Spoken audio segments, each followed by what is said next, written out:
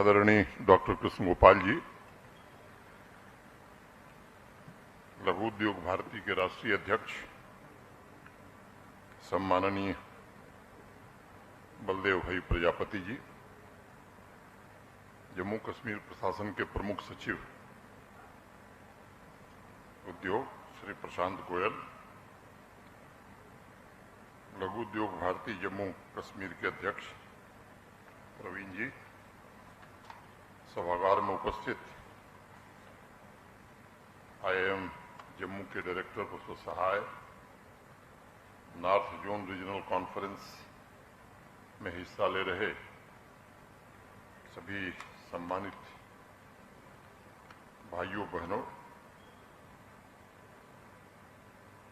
देवियों, सज्जनों और मित्रों, मैं आप सबका जम्मू कश्मीर में हार्दिक स्वागत करता हूं, अभिनंदन करता हूं। लघु उद्योगों के विकास पर केंद्रित इस रीजनल कॉन्फ्रेंस एवं इन्वेस्टर्स मीट का आयोजन एक अत्यंत ही उत्साहपूर्ण एवं आशापूर्ण वातावरण में हो रहा है। पिछले महीने जम्मू कश्मीर में पहला foreign direct investment MR shopping mall के रूप में श्रीनगर में आया और 10 लाख स्क्वायर फुट का एक मॉल भी वो श्रीनगर में बना रहे हैं और श्रीनगर और जम्मू दोनों शहरों में IT टावर का भी निर्माण वो करेंगे। देश विदेश की अनेक बड़ी जानी मानी कंपनियां आज रुचि रख रही हैं। मैं कह सकता हूं पिछले 3-3.5 वर्षों में जम्मू कश्मीर में बड़ा बदलाव हुआ है। पहले जो कुछ आप सोचते थे, मुझे लगता है कि हकीकत थोड़ी बदल गई और इसकी नींव 5 अगस्त 2019 को भारत के सम्माननीय प्रधानमंत्री की दृढ़ राजनीतिक इच्छा शक्ति के कारण पड़ा था। इस पूरी औद्योगिक यात्रा में अप्रैल 2021 में एक नया मोड़ आया, जब माननीय प्रधानमंत्री जी के नेतृत्व में new industrial scheme Jammu Kashmir के लिए प्रारंभ हुई। मैं देश के गृह मंत्री श्री अमित शाह जी का विशेष रूप से आभार व्यक्त करना चाहूँगा। जब हम लोग स्कीम बना रहे थे तो जितनी रुचि उन्होंने ली एक चीज में, उसके कारण अभी प्रेजेंटेशन आपने देखा, इसलिए मैं उसके विस्तार में नहीं जाना चाहता हूँ, बट ये बात मैं बड़ी जिम्मेदारी से कह सकता हूँ कि देश के किसी भी राज्य में निवेश पर इतना इंसेंटिव नहीं है जो आज जम्मू कश्मीर में है और इसके कारण हमारे यहाँ नए रास्ते खुले हैं। आम नागरिक की आकांक्षाओं को पूरा करने के लिए जम्मू कश्मीर प्रशासन भी कोशिश कर रहा है। व्यक्तिगत रूप से मेरे लिए इंडस्ट्री का मतलब आर्थिक विकास द्वारा सामाजिक उद्धार और समावेशी विकास है। उस अर्थ में मैं ये कहना चाहूँगा कि इंडस्ट्री ही किसी भी क्षेत्र की रीढ़ होती है जो नागरिकों को स्वावलंबी और उनके जीवन स्तर को बेहतर बना सकती है। ऐसा वातावरण बने, इसकी कोशिश हो रही है। आप सबको पता है, अभी मेरे पूर्व प्रजापति जी ने बहुत विस्तार से बताया, मैं उस इतिहास में नहीं जाना चाहता हूं, लेकिन ये सच है कि प्रधानमंत्री जी के नेतृत्व में MSME भारतीय अर्थव्यवस्था का सबसे जीवंत एवं गतिशील सेक्टर बनकर के उभर रहा है, जो न सिर्फ उद्यमिता को बढ़ावा दे रहा है बल्कि रोजगार के अवसर में भी सबसे ज्यादा वृद्धि कर रहा है। 2020 में ही हमारे देश में MSMEs की परिभाषा को बदला गया, नए मानदंड भारत सरकार ने सूचित किए और अनेक नीतिगत पहल के माध्यम से कैसे MSME सशक्त हो सकती है, इसकी कोशिश की गई। आंकड़ों के हिसाब से देखा जाए तो पूरे देश में 633 लाख से ज्यादा MSMEs हैं और भारतवर्ष के ग्रोथ इंजन के रूप में GDP में MSME का योगदान लगभग 32% से ज्यादा है। एक्सपोर्ट के आंकड़े को अगर हम देखते हैं तो इनका योगदान 49.5% के आसपास है। जो भारत सरकार का मंत्रालय है उसके द्वारा चलाए जा रहे उद्यम रजिस्ट्रेशन पोर्टल के आंकड़ों के मुताबिक 2020 में पोर्टल लॉन्च होने के पश्चात जम्मू कश्मीर में 2 लाख से ज्यादा एमएसएमई यूनिट्स रजिस्टर्ड हुई। आज हमारे जम्मू कश्मीर में 38,000 से ज्यादा माइक्रो एवं स्मॉल इंटरप्राइजेस हमारी बहनें चला रही हैं, महिलाएं चला रही हैं।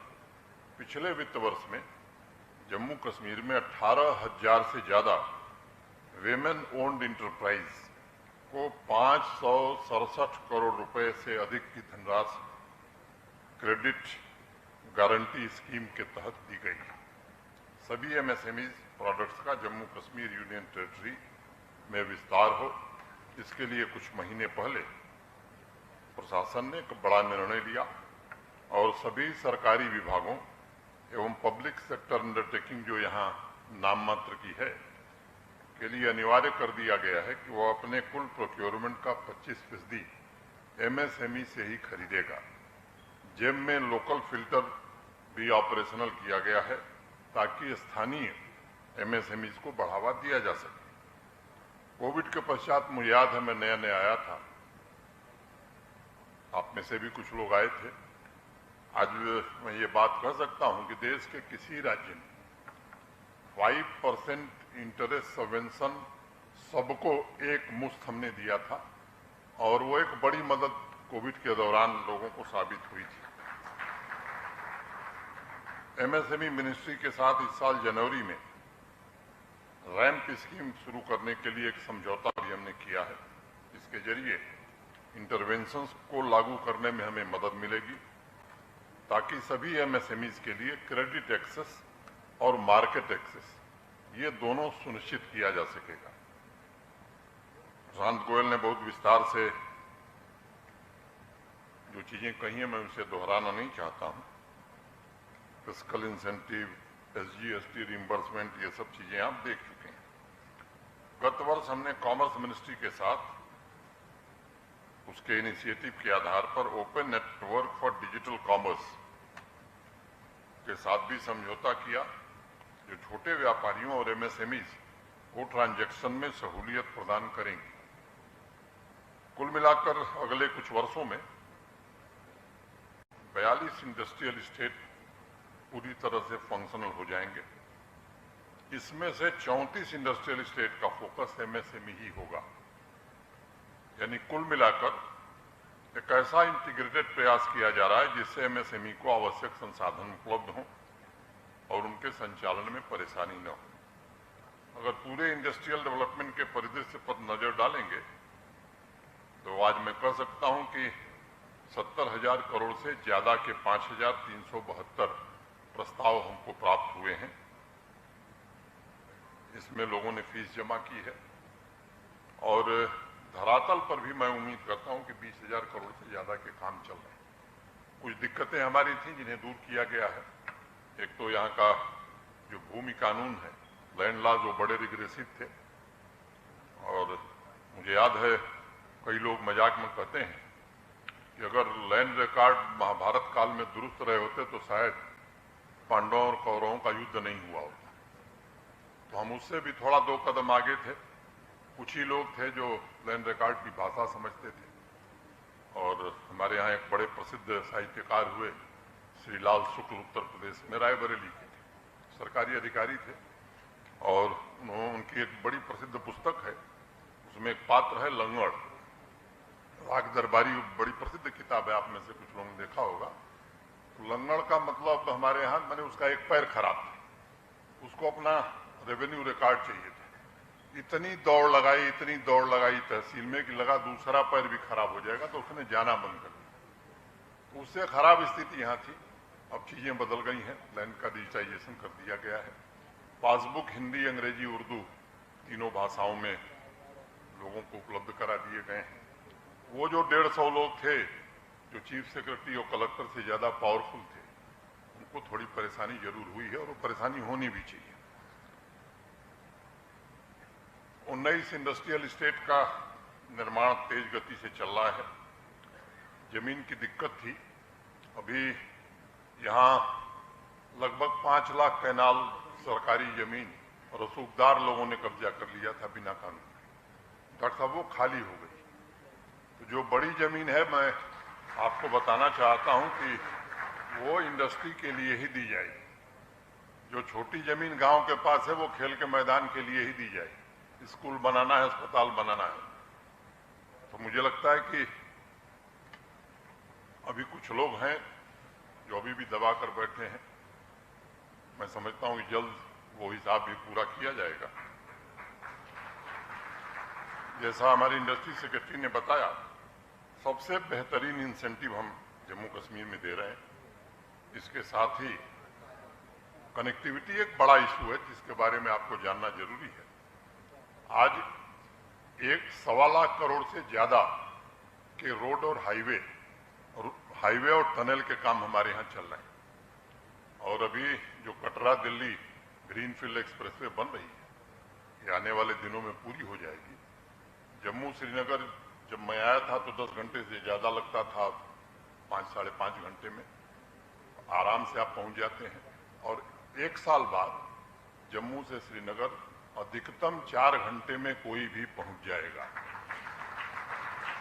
और ये स्थिति हम रेल कनेक्टिविटी इस साल के अंत तक या जनवरी में प्रारंभ हो जाएगी। मुझे स्मरण है जब मैं 2020 में आया था तो श्रीनगर से 36 फ्लाइट ऑपरेट होती थी। जम्मू तो लोग आना ही नहीं चाहते थे कि सुबह आएंगे तो देखिए वो सर हिला रहे हैं गुजरात से आकर के, तो जाने का अवसर मिलेगा कि नहीं मिलेगा। एक फैसले ने स्थिति को बदल दिया। जो एयर टरबाइन फ्यूल पर वैट लगता था वो 22.25% था। एक झटके में हमने उसे घटाकर 1% कर दिया। हमारे अफसरों ने कहा कि साहब इससे बड़ा नुकसान होगा। हमने कहा नुकसान नहीं होगा, फायदा होगा।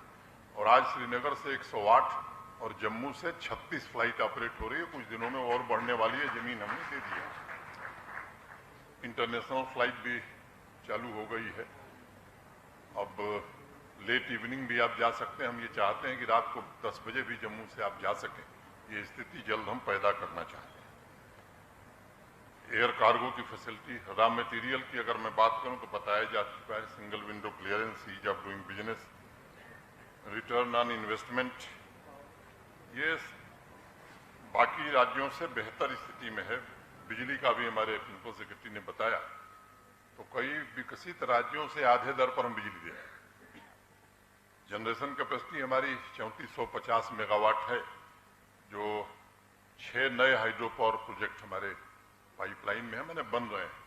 और मैं उम्मीद करता हूं कि 70 साल में जितनी बिजली बनी थी 2025 के पहले, उतनी बिजली और जम्मू कश्मीर में बनने लगेगी। ट्रांसमिशन और डिस्ट्रीब्यूशन सेक्टर में भी पिछले 2 वर्षों में काफी महत्वपूर्ण काम हम लोगों ने किए हैं। और एक दिक्कत हमारी रहती है कि जब पानी कम होता है तो हमको पीक आवर डिमांड हमारी मुश्किल होती है। तो उसके लिए 500 मेगावाट सोलर पावर के निर्माण का काम भी हो रहा है। तो पावर की दृष्टि से भी जम्मू कश्मीर सेल्फ रिलायंट रहे, ये स्थिति हम बनाना चाहते हैं। मार्च महीने में मैं रिव्यू कर रहा था तो शांत गोयल काफी मेहनत कर रहे हैं। ये राज्य अद्भुत है, अनोखा है देश के बाकी राज्यों की तुलना में। विशाल प्राकृतिक संसाधन है। अगर मानव संसाधन की बात करूं तो लगभग 66% 35 साल के कम उम्र के लोग हैं। 5 अगस्त 2019 के बाद एक नई व्यवस्था भी स्थापित हुई। मैं साहब 7 अगस्त 2020 को श्रीनगर आया था। 28 अक्टूबर की तारीख मुझे कभी भूलती नहीं है। उस समय चीफ सेक्रेटरी थे सुब्रमण्यम। उन्होंने कहा साहब आज दरबार मूव हो रहा है। हमने कहा क्या होगा, जरा मुझे भी दिखाइए। तो जब मैं गया तो 217 ट्रकों में फाइल लद करके श्रीनगर से जम्मू आ रही थी। हमने पूछा ये क्या है, कहे साहब ये फाइल जा रही है। फिर हमने तय किया कि अब मई में जब जम्मू से श्रीनगर जाएंगे तो कोई ट्रक नहीं जाएगी, तो ट्रक बंद हो गई। अब तो 400 से ज्यादा ऑनलाइन सर्विसेज जम्मू कश्मीर में है और ई गवर्नेंस में सारे यूटीज में हम लोग नंबर 1 हैं। और मैं कहना चाहता हूं कि अगले वर्ष देश में भी हम ही नंबर 1 होंगे। इस दिशा में हम कोशिश कर रहे हैं। एक स्वच्छ, पारदर्शी और कारगर व्यवस्था यहाँ हो, इसकी कोशिश की जा रही है। भय मुक्त, भ्रष्टाचार मुक्त प्रशासन ये केवल नारा नहीं है। हमको लगता है कि ये हमारे लिए प्रतिबद्धता है और ऐसी कार्य संस्कृति हम सब विकसित करना चाहते हैं। इंडस्ट्री के विकास के लिए knowledge connectivity, physical connectivity, digital connectivity, इस तीनों क्षेत्रों में जम्मू कश्मीर शानदार प्रदर्शन करने की कोशिश कर रहा है और अनेक राज्यों से बेहतर रैंकिंग हमने नीति आयोग की रैंकिंग में हासिल की। एक अकेला शहर है जम्मू इस देश का जहां मंदिर तो है ही है, सारे प्रीमियर इंस्टीट्यूशंस एक अकेला शहर है देश में जम्मू जहां है। IIT भी है, IIM भी है, एम्स भी है, सेंट्रल यूनिवर्सिटी भी है। न दिल्ली में है, न मुंबई में है, न कोलकाता में है, न बेंगलोर में है। और ये सब श्रेय प्रधानमंत्री जी को जाता है। मैंने इंफ्रास्ट्रक्चर के बारे में बताया है। आपको जानकर हैरानी होगी कि औसतन 12 लाख ही ट्रांजैक्शन यहां रोज हो रहे हैं और अनेक विकसित राज्यों से ये ज्यादा है। बगल में जिला है सांबा, उसके आंकड़े अगर मैं आपको बताऊंगा तो शायद आप आश्चर्यचकित रह जाएंगे। तो स्वास्थ्य, शिक्षा, पेयजल, बिजली, ग्रामीण क्षेत्रों में बुनियादी ढांचागत सुविधाएं, बैंकिंग सुविधाएं, इन मामलों में भी बड़ा बदलाव करने की कोशिश की गई है। विकास की प्रक्रिया को समावेशी बनाकर समाज में स्थिरता स्थापित हो। अब प्रोजेक्ट पूरा करने की रफ्तार भी थोड़ी बढ़ गई। 2018-19 में 9,229 प्रोजेक्ट पूरे हुए थे यूटी कैपेक्स में और पिछले साल 70,000 से ज्यादा प्रोजेक्ट इस वित्तीय वर्ष में हमने पूरे किए। ग्रामीण अर्थव्यवस्था को कारगर बनाने के लिए विलेज इंडस्ट्रियल यूनिट और सेल्फ हेल्प ग्रुप्स पर भी विशेष ध्यान दिया गया है। एक आंकड़ा मैं जरूर बताना चाहता हूं। 21-22 के आंकड़े के मुताबिक हमारी आबादी बड़ी छोटी है। PMEGP के अंतर्गत 21,640 यूनिट जम्मू कश्मीर में लगी और उत्तर प्रदेश दूसरे स्थान पर था और मध्य प्रदेश तीसरे स्थान पर। 2 वर्षों में अनेक प्रकार के रिफॉर्म किए गए हैं। नई ऊर्जा का संचार हो, इसकी कोशिश हो रही है। हम इस ऊर्जा को ऐसा स्थायित्व देने के लिए प्रतिबद्ध हैं जो उद्यमों के लिए मददगार हो और उद्यमशीलता का विकास भी हो सके। हैदराबाद के बाद जम्मू कश्मीर का उधमपुर दूसरा शहर होगा जहां महिला उद्यमियों के लिए इंडस्ट्रियल स्टेट बनाई जाएगी। वो उधमपुर इंडस्ट्रियल स्टेट महिलाओं के लिए ही आरक्षित है। एग्रीकल्चर इंडस्ट्री में जम्मू कश्मीर आज मैं कह सकता हूं कि देश की संभावनाओं का प्रतिनिधित्व करने की कोशिश कर रहा है। ये सच है, Apple, walnut, cherry, almond, saffron के बड़े प्रोड्यूसर होने के बावजूद हम 3% ही प्रोसेसिंग कर रहे हैं। कोल्ड चेन की व्यवस्था हमारे पास नहीं है। उन संभावनाओं का जिक्र हमारे सेक्रेटरी ने किया है। अभी हमने एक हाई पावर कमेटी बनाई थी। एग्रीकल्चर और एलाइड सेक्टर से 13 लाख परिवार जुड़े हैं जम्मू कश्मीर के और उसमें 2,62,000 मार्जिनल फार्मर हैं। इनके जीवन को कैसे बदला जा सके और मैं बहुत आभारी हूं उस कमेटी के सभी सदस्यों का जिन्होंने कम समय में 29 इंटरवेंशंस प्रपोज किए। और जिस दिन मेरे सामने उस समिति के सदस्यों ने प्रस्तुतिकरण किया उसमें एक सज्जन हैं जो बिहार योजना आयोग के कभी उपाध्यक्ष होते थे। उन्होंने कहा साहब हमने बिहार में भी कुछ काम किया था और एक आपसे अनुरोध है कि जो बजट हम लोगों ने इसके लिए बनाया है वो पूरा स्वीकृत कर दीजिए। मैंने कहा कि आप निश्चिंत रहिए, मैं कोशिश करूंगा और एक बार मुझे प्रधानमंत्री जी से बात करने दीजिए। 5,013 करोड़ रुपया उन्होंने प्रपोज किया। एक मुश्त 5,013 करोड़ रुपए बजट के अलावा एग्रीकल्चर और एलाइड सेक्टर में आने वाले 5 वर्षों में जम्मू कश्मीर प्रशासन खर्च करेगा। इससे हमारा जो प्रोडक्शन है वो लोग बड़ा कंजर्वेटिव अप्रोच लेके चले। मैं मानता हूं कि कई क्षेत्रों में 2.5 गुना से 3 गुना बढ़ोतरी हम करने जा रहे हैं।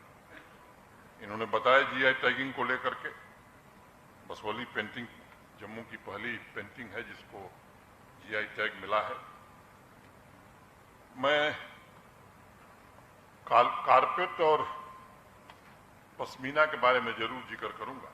एक समय था जबकि एक्सपोर्ट बहुत होता था, बीच में कठिनाई आई थी। जब से जीआई टैग और क्यूआर कोड का प्रबंध हुआ है, पीछे जब हम देख रहे थे, तो फिर अपवर्ड ट्रेंड एक्सपोर्ट में जम्मू कश्मीर में शुरू हो गया है। तो हैंडीक्राफ्ट और हैंडलूम ये यहाँ अपार संभावनाएं हैं। इंडस्ट्री 4.0 के लिए भी अच्छा मानव संसाधन ह्यूमन कैपिटल विकसित हो, इसकी भी भरपूर कोशिश की गई है। जम्मू कश्मीर देश में एक महत्वपूर्ण इन्वेस्टमेंट डेस्टिनेशन के रूप में उभर कर सामने आए, इसकी कोशिश हो रही है। मुझे यकीन है जम्मू कश्मीर में औद्योगिक विकास अधिक समावेशी, रचनात्मक और टिकाऊ समाज बनाने में योगदान दे सकेगा और जम्मू कश्मीर भी भारत के विकास के नए इंजन के रूप में महत्वपूर्ण भूमिका निभा सकेगा। और जो बाहर से प्रतिनिधि हैं उनसे मैं ये जरूर कहना चाहता हूँ, आप आइए, निवेश करिए।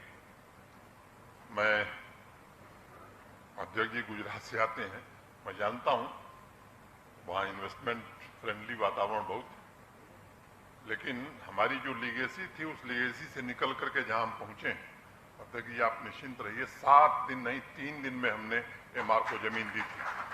तो ये कोशिश हम कर रहे हैं। मैं उम्मीद करता हूं कि प्रधानमंत्री जी का जिस तरह से सहयोग और मार्गदर्शन रहता है, वो स्थिति हम यहां बना सकेंगे, ऐसा मुझे पूरा भरोसा है। और आप सबसे मैं निवेदन करना चाहता हूं कि आइए निवेश करिए। जम्मू कश्मीर में निवेश केवल व्यापार और रोजगार के लिए नहीं, ये बात आप जिस लिए लघु उद्योग भारती में काम करते हैं, मैं उनसे विशेष रूप से कहना चाहता हूं। जम्मू कश्मीर भारत का अविभाज्य अंग है। ये देश की संसद का प्रस्ताव है। 5 अगस्त 2019 को एक ऐतिहासिक निर्णय देश की संसद ने माननीय प्रधानमंत्री जी के कारण किया। अब मुझे लगता है कि देश के बाकी हिस्सों के नागरिकों का भी ये नैतिक दायित्व है कि जम्मू कश्मीर को पूरे भारत के साथ एकात्मता के साथ जोड़ने में आप आगे आइए। मैं समझता हूं ये बहुत बड़ा काम आप करेंगे। मैं रीजनल कॉन्फ्रेंस तथा इन्वेस्टर्स मीट को आयोजित करने के लिए लघु उद्योग भारती के मित्रों के प्रति हृदय से कृतज्ञता ज्ञापित करता हूं। 2 दिन चलने वाली पदाधिकारियों की बैठक के लिए अपनी शुभकामनाएं देता हूं। यही बात कह के मैं 2 पंक्तियां कह के अपनी बात खत्म करूंगा कि कुछ लोग तुम्हें समझाएंगे, वो तुमको खौफ दिलाएंगे। कुछ लोग तुम्हें समझाएंगे, वो तुमको खौफ दिलाएंगे। जो है वो भी खो सकता है, जो है वो भी खो सकता है। इस राह में रहजन है इतने, रहजन माने रॉबर्ट डकैत। इस राह में रहजन है इतने, कुछ और यहाँ हो सकता है। पर तुम जिस लम्हे में जिंदा हो, वो लम्हा तुमसे जिंदा है। तुम अपनी करनी कर गुजरो, जो होगा देखा जाएगा, जो होगा देखा जाएगा। बहुत बहुत धन्यवाद।